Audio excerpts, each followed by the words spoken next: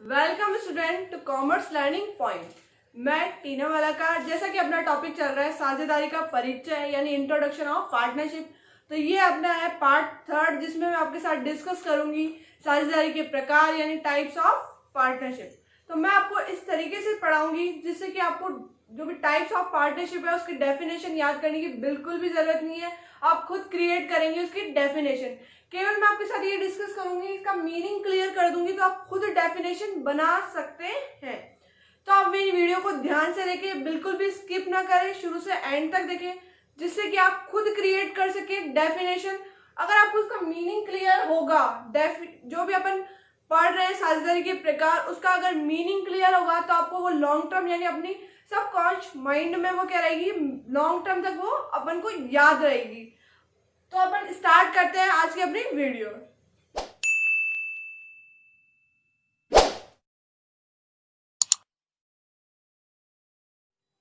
तो let's start the class. तो अपना जो टॉपिक है वह है साझेदारी के प्रकार यानी टाइप्स ऑफ पार्टनरशिप।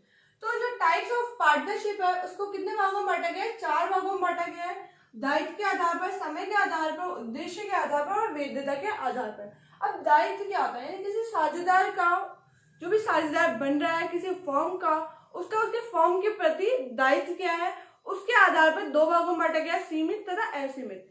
फिर है अपना सेकंड है समय, मतलब जो अपन साझेदारी कर रहे हैं वे कितने समय के लिए कर रहे हैं, उसके आधार पर अपन 2 भागों में बांटेंगे, निश्चितकालीन और अनिश्चितकालीन। फिर अपना थर्ड यानी जो भी अपन साझेदारी कर रहे हैं उसका पर्पस क्या है, उसका उद्देश्य क्या है, उसके आधार पर 2 भागों में बांटा गया है। फिर है फोर्थ अपना जो टॉपिक है वह है टाइप्स है, वह है वैधता, मतलब जो अपन जो भी साझेदारी कर रहे हैं वो अपनी लीगल है या अनलीगल है। अनलीगल है तो वो कौन से टॉपिक है वो अपन इसमें डिस्कस करेंगे। तब अपना है फर्स्ट है दायित्व के आधार पर, मतलब जो भी अपने फॉर्म में जो साझेदार बन रहा है उसका दायित्व क्या है, उसकी जो फॉर्म के प्रति लायबिलिटीज क्या है वो अपन डिस्कस करेंगे। तो ये 2 भागों में बांटे गए, सीमित दायित्व साझेदारी तथा असीमित दायित्व साझेदारी। तो इसको अपन एक डायग्राम यानी एग्जाम्पल के थ्रू समझेंगे। जैसे कि एक लाइन है यानी बॉर्डर है, समझ लेते हैं। तो सीमित का मतलब होता है बॉर्डर के अंतर्गत, अंदर अंदर, और जब बॉर्डर के बाहर चल जाती है मतलब हो जाती है असीमित। मतलब अगर ये इस बॉर्डर के अंदर आएगी तो ये कहलाएगी सीमित दायित्व साझेदारी कहलाएगी, और इस बॉर्डर के अगर ये पार चल जाएगी तो ये क्या कहलाएगी, असीमित दायित्व साझेदारी। तो सीमित दायित्व मतलब होता है जो भी पूंजी लगाता है अपनी फॉर्म में उसका दायित्व वहां तक ही सीमित रहेगा, केवल जो पूंजी लगाएगा उस फॉर्म में उससे उसको जो लाभ और हानि होगा केवल उसी को वह क्या करेगा, लेगा, और उससे ज्यादा उसका कोई भी दायित्व नहीं होगा।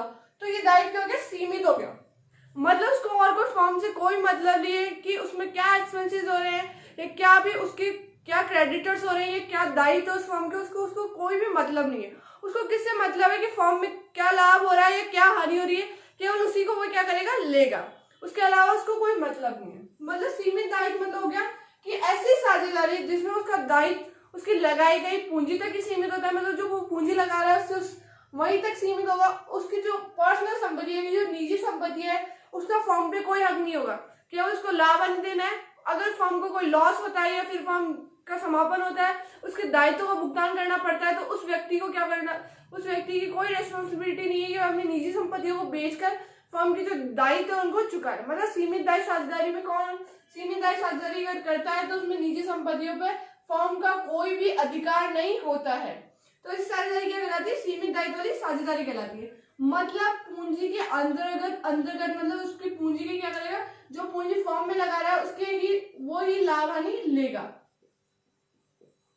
उसके अलावा अगर कोई दायित्व होता है तो उसकी कोई रेस्पॉन्सिबिलिटी नहीं है। इसमें आता है नाबालिग, जो 18 साल से कम उम्र का कोई व्यक्ति अगर पार्टनरशिप में पार्टनर बनना चाहता है किसी फर्म का तो वह बन सकता है, लेकिन इसमें यह भी शर्त होती है केवल वह लाभ प्राप्त करने का अधिकारी होगा, वह हानि प्राप्त करने का अधिकारी नहीं होगा, उसकी निजी संपत्तियां से भी का भी कोई फॉर्म पे अधिकार नहीं होगा, केवल वह लाभ प्रॉफिट प्राप्त करने का अधिकार होता है। मतलब उसका दायित्व क्या होता है, सीमित होता है।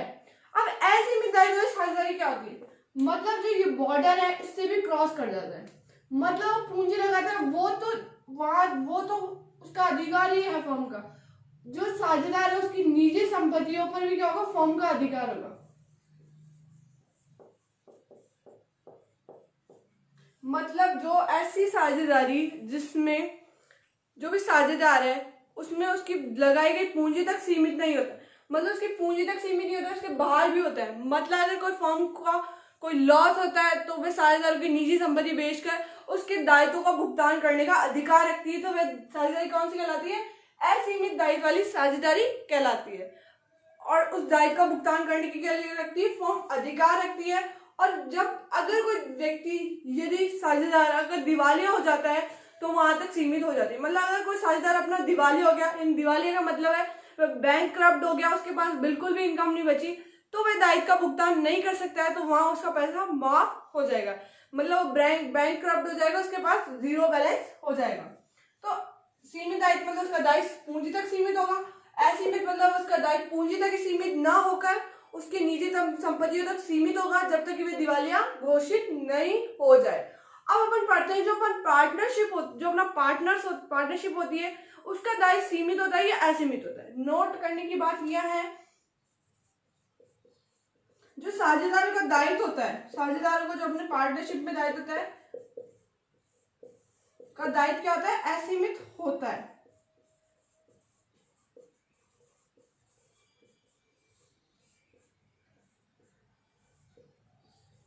इससे क्वेश्चन पुटअप हो सकता है कि साझेदार का दायित्व क्या होता है, असीमित होता है। अब तो ये है, अगर अपन सीमित दायित्व वाली साझेदारी बना रहे हैं यानी लिमिटेड लायबिलिटीज पार्टनरशिप, तो अगर कोई साझेदार बन रहा है तो उसमें एक साझेदार का दायित्व असीमित होगा।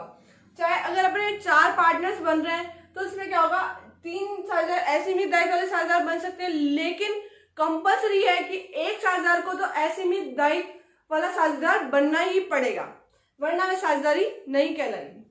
तो मतलब क्या होता है, साझेदार का दायित्व क्या होता है, असीमित होता है। इस क्वेश्चन को पूछा गया है अपने एग्जाम में, प्रीवियस ईयर में भी पूछा गया है और ये मोस्ट ऑफ क्वेश्चन है, इसको याद रखना है। फिर अपना सेकंड टाइप क्या आता है, अपना जो समय के आधार पर बांटा गया, यानी समय मतलब कितने समय तक के लिए बनाई गई अपनी पार्टनरशिप, तो उसको भी 2 भागों में बांटा गया अपना, निश्चितकालीन यानी लिमिटेड टाइम पार्टनरशिप और अनिश्चितकालीन साझेदारी मतलब अनलिमिटेड टाइम पार्टनरशिप। निश्चित मतलब क्या होता है, जिसमें समय निश्चित होता है। यहाँ पर ने समय के बेस पे बांटा है, जिसके समय निश्चितकालीन मतलब समय निश्चित होगा, और समय अनिश्चित, निश्चित मतलब होता है समय डिसाइड होता है कि समय तक बनेगा। निश्चितकालीन साझेदारी मतलब है कोई भी पार्टनर है वो बना रहा है 1 साल के लिए, 2 साल के लिए, यानी जब भी पार्टनरशिप की स्थापना यानी किसी भी फॉर्म की स्थापना की जाती है तो वहां ये डिसाइड कर लिया जाता है कि इतने समय के लिए अपन क्या करेंगे, पार्टनरशिप करेंगे। मतलब 1 साल, 2 साल, 3 साल, 5 साल, 10 साल, जितने भी उनको करनी है। मतलब क्या होता है, जब भी उनकी पार्टनरशिप की अपनी स्थापना होती है, मतलब जब अपन उसको मतलब पार्टनर्स बनते हैं वही वो डिसाइड कर लेते हैं कि अपन को कितने समय के लिए अपन को पार्टनरशिप करनी है। मतलब निश्चितकालीन साझेदारी कौन सी कहलाती है, ऐसी साझेदारी जिसकी स्थापना के समय ही क्या कर लिया जाता है, साझेदारी की तिथि निश्चित, समापन की तिथि क्या कर ली जाती है, निश्चित कर ली जाती है, तो वह निश्चितकालीन साझेदारी कहलाती है। अब अनिश्चितकालीन साझेदारी कौन सी कहलाती है, जिसमें क्या होता है उसका समय निश्चित नहीं किया जाता है कि कब उसका समापन किया जाएगा, तो वह अनिश्चितकालीन साझेदारी कहलाती है। मतलब ऐसी साझेदारी जिसकी स्थापना के समय उसके समापन की तिथि निश्चित नहीं की जाती, तो वह क्या कहलाती है, अनिश्चितकालीन साझेदारी कहलाती है, और वह कंटिन्यू चलती रहती है। तो ये थी अपनी समय के आधार पर। अब तो अपना नेक्स्ट है पार्टनरशिप का टाइप्स, उद्देश्य के आधार पर क्या होती है। तो सबसे पहले ऐच्छिक साझेदारी और विशेष साझेदारी। ऐच्छिक साझेदारी क्या होती है, ऐच्छिक मतलब होती है इच्छा के अनुसार, ऐच्छिक मतलब क्या होता है, इच्छा, वे कर भी सकते हैं नहीं भी कर सकते। विशेष मतलब होता है कोई विशेष पर्पस यानी कोई मेन मोटिव के अकॉर्डिंग बनाई गई है पार्टनरशिप। ऐच्छिक साझेदारी क्या कहलाती है, अगर जो ये निश्चितकालीन साझेदारी है, ऐसी साझेदारी जिसमें ऐसी साझेदारी जो भी निश्चितकालीन साझेदारी है उसका समय समाप्त होने के बाद, मतलब इसका समय समाप्त होने के बाद भी अगर वे जारी रहती है तो ऐसी साझेदारी क्या कहलाती है, ऐच्छिक साझेदारी कहलाती है। अगर कोई साझेदार है जिन्होंने एक निश्चित समय के लिए पार्टनरशिप की थी, लेकिन उनका क्या करा, बिजनेस ग्रो हो गया, उनको अच्छा प्रॉफिट होने लगा, उसमें उनमें अच्छा बॉन्ड बनने लग गया, वो अच्छी स्ट्रेटेजी फॉलो करने लगे जिससे कि उनका बिजनेस डेवलप होने लग गया, तो वे क्या करेंगे, अगर उन्होंने निश्चित कालीन के लिए बनाई है तो वे क्या करेंगे, उसको क्या करेंगे फिर भी जारी रखते हैं। तो ऐसी साझेदारी क्या कहलाती है, ऐच्छिक साझेदारी कहलाती है। मतलब वो निश्चित कालीन समय के बाद भी अगर वे साझेदारी में है तो वे क्या कहलाएगी, ऐच्छिक साझेदारी कहलाएगी, यानी पार्टनरशिप एट वेल। नेक्स्ट है विशेष साझेदारी। विशेष मतलब होता है पर्टिकुलर पार्टनरशिप। अब विशेष का अर्थ क्या होता है, विशेष मतलब होता है कोई विशेष उद्देश्य होता है। विशेष उद्देश्य समाप्त होने के बाद ये साझेदारी अपने आप स्वतः ही समाप्त हो जाती है। तो जैसे कि मैंने ये एक पेन है, ये बनाने का ऑर्डर लिया, 1000 पेन का बनाने का ऑर्डर लिया है और मैं ये अकेले पूरा नहीं कर सकती, तो मैंने 3-4 जनों के साथ क्या करा, पार्टनरशिप कर ली कि अपन ये 100,000 पेन बनाएंगे। तो ये 1000 पेन जब बन जाएंगे और ये ऑर्डर कंप्लीट हो जाएगा तो ये स्वतः ही समाप्त हो जाएंगे। अगर मैं ये डिसाइड करती कि मेरे को 1 महीने के लिए पार्टनरशिप करनी है तो मैं कौन सा साझेदारी कहलाती है, निश्चितकालीन साझेदारी। अब इस 1000 पेन बनाने के लिए तो मुझे 1 महीना भी लग सकता है, 2 महीने भी लग सकते हैं, 1 साल भी लग सकता है। तो इसलिए ऐसी साझेदारी जिसका उद्देश्य समाप्त हो जाता है तो वह स्वतः समाप्त हो जाती है। विशेष साझेदारी ऐसी साझेदारी जिसकी स्थापना किसी विशेष उद्देश्य और कार्य के लिए की गई है, मतलब जो विशेष पर्पज है या कार्य उसके लिए की गई है, वह विशेष कार्य और पर्पज जब अपने आप समाप्त हो जाता है तो ये साझेदारी भी स्वतः ही समाप्त, मतलब अपन ने वो कार्य कंप्लीट पूरा कर लिया है तो उसके बाद ये साझेदारी क्या होगी, स्वतः ही समाप्त हो जाएगी। फिर अपने नेक्स्ट है कि जो टॉप बेस्ड है वह है लीगल पे बेस्ड है, यानी वैधता के आधार पर। तो सबसे पहले वैध साझेदारी। वैध साझेदारी मतलब होती है जो अवैध नहीं होती वे वैध कहलाती है। अब अवैध साझेदारी क्या होती है, मतलब इसकी परिभाषा कोई यानी ये जो अवैध नहीं होगी वे वैध कहलाएगी। अवैध साझेदारी कौन सी कहलाती है, अवैध साझेदारी से अपन देखेंगे अवैध कौन कौन सी साझेदारी कहलाते हैं। तो मैं इसके टॉपिक यहाँ आपको डिस्कस करूंगी। अवैध साझेदारी, अगर ये चार जो मैं आपको बता रही हूँ 4 टॉपिक्स, अगर वे किसी साझेदारी में पाए जाते हैं 4 पॉइंट तो वह साझेदारी अवैध कहलाएगी। अगर जैसे कि अपना जो साझेदारी का अपना मेन जो विशेषता अपने पढ़ी थी कि साझेदारी कब कहलाएगी, जब कम से कम कितने सदस्य होंगे, 2 और अधिकतम कितने होंगे, 50। अगर किसी साझेदारी में 2 से कम साझेदार होते हैं तो वह साझेदारी कहलाती नहीं है, वह क्या कहलाएगी, अवैध हो जाएगी। और अगर किसी साझेदारी में 50 से अधिक सदस्य है तो वह क्या हो जाएगी, अवैध साझेदारी कहलाएगी।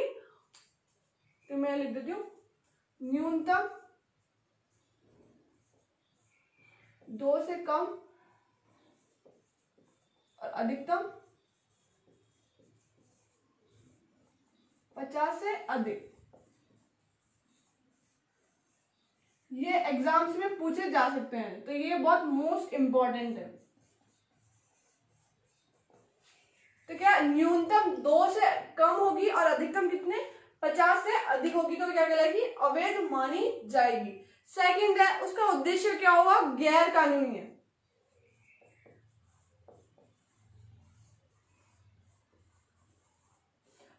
गैर कानूनी है, जैसे वो सारे पार्टनर बन गए 3-4, अब अपन मिलके क्या करेंगे, मर्डर करेंगे, लोगों की सुपारियां लेंगे लोगों को मारने की। तो ये क्या है, अवैध है। ये अपने भारत में अगर किसी को मारना क्या है, अवैध है, ये लीगली अपराध है। अगर ऐसी कोई साझेदारी करता है जो कि गैर कानूनी है वह क्या मानी जाएगी, अवैध साझेदारी मानी जाएगी, वह क्या है, अपराध का पात्र है, यानी गैर कानूनी मानी जाएगी। फिर है अपने थर्ड है शत्रु राष्ट्र का नागरिक साझेदार है।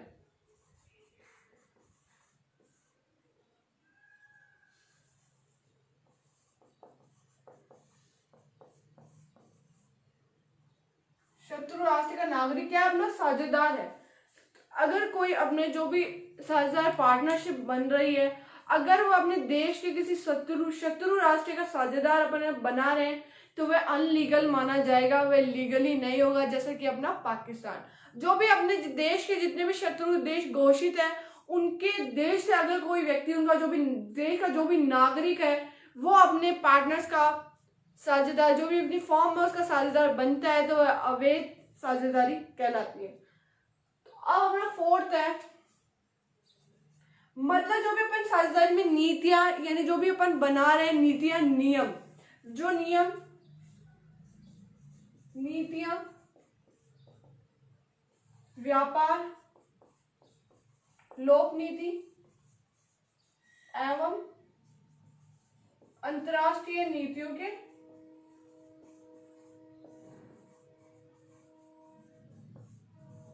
नीतियों के विरुद्ध है।